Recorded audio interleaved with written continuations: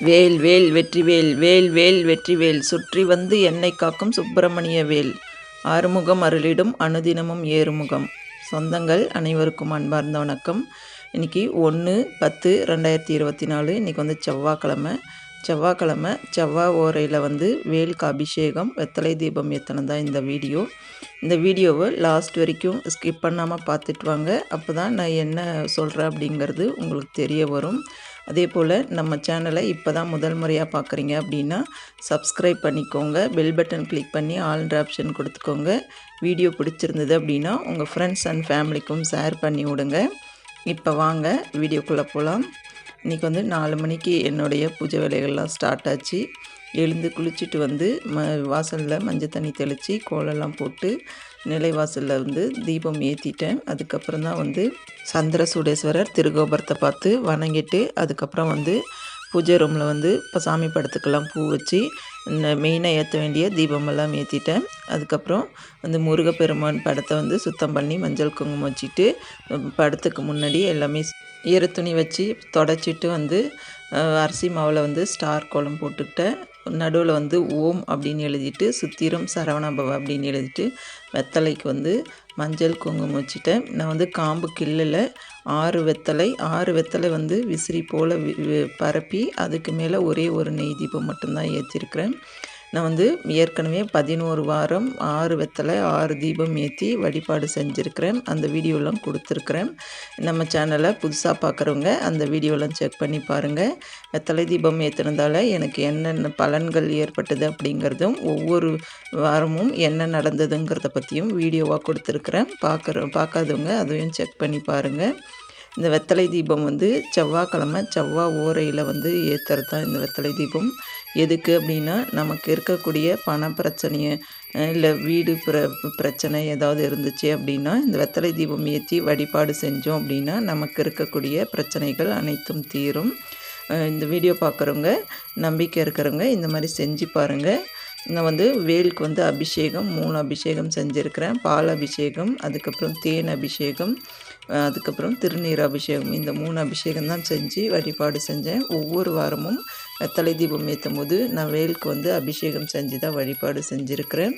இந்த வீடியோலாம் நிறைய கொடுத்துருக்குறேன். பார்க்காதவங்க பாருங்கள். வெத்தலை தீபம் அப்படிங்கிறது வெற்றியை கொடுக்குது அப்படின்னு சொல்கிறது உண்மைதான். நான் வந்து இந்த வெத்தலை தீபம் ஏற்றினதால் எனக்கு நிறைய பலன்கள் ஏற்பட்டிருக்குது. ஒவ்வொரு நாளும் ஒவ்வொரு மிராக்கள், ஒவ்வொரு வாரம் வெத்தலை தீபம் ஏற்றும் போதும் ஒவ்வொரு நன்மைகள் நடந்திருக்கு. இதெல்லாம் வீடியோவாக கொடுத்துருக்குறேன். பார்க்காதவங்க பாருங்கள்.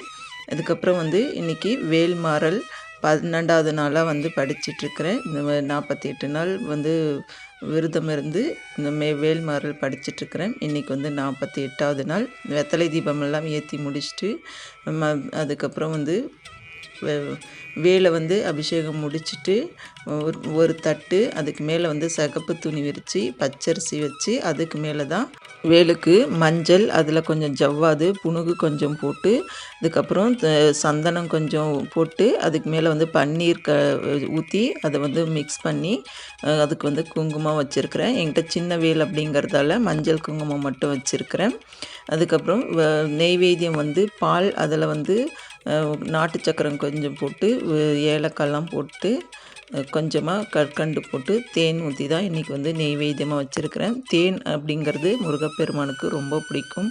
தேனும் தினைமாவும் இருந்துச்சு அப்படின்னா நம்ம என்ன வரம் கேட்டாலும் கிடைக்கும் அப்படின்னு சொல்லுவாங்க. அதே போல் வேலுக்கு வந்து தேன் அபிஷேகம் செய்கிறது நம்ம வந்து என்ன வரம் கேட்குறோமோ அது கிடைக்கும்.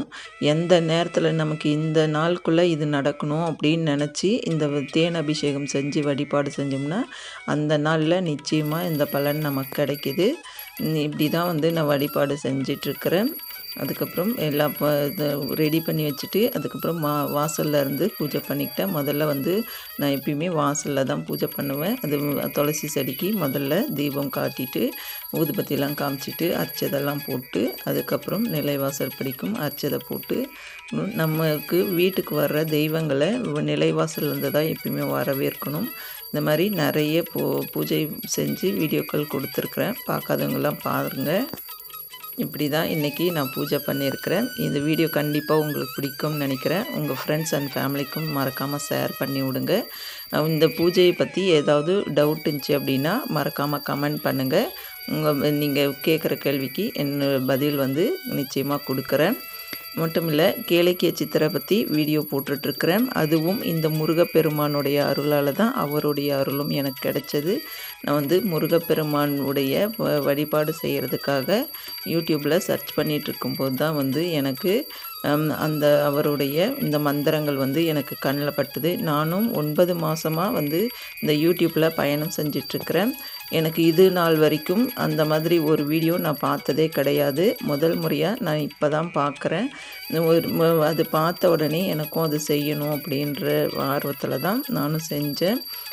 அது முதல்ல வந்து நம்ம ஃபஸ்ட்டு வந்து முருகப்பெருமானை வழிபாடு செஞ்சுட்டு அதுக்கப்புறம் அது மறுநாள் தான் வந்து நான் அந்த கேளிக்கை சித்திரை வந்து வழிபாடு செஞ்சேன். முதல் நாள் வந்து எனக்கு எந்த பலனும் கிடைக்கல. உண்மையாக நான் என்ன செஞ்சனோ அதை தான் உங்களுக்கு வீடியோவாக கொடுத்துருக்குறேன்.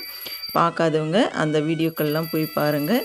அதே போல் அவருடைய தரிசனம் எனக்கு கிடைச்சதை பற்றி தான் நான் வந்து ஒவ்வொரு வீடியோக்கள்லாம் சொல்லியிருக்கிறேன். இந்த வீடியோ பார்க்குறவங்க இது எண்டு ஸ்க்ரீனாக வந்து கொடுக்குறேன். அந்த வீடியோவும் செக் பண்ணி பாருங்கள்.